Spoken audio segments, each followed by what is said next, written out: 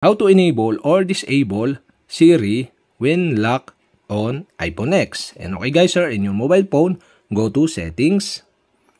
In settings, scroll down and go to Face ID and passcode. And enter your passcode. And okay guys, sir, in Face ID and passcode, scroll down and you can see here the allow access when locked. And you can see here this Siri.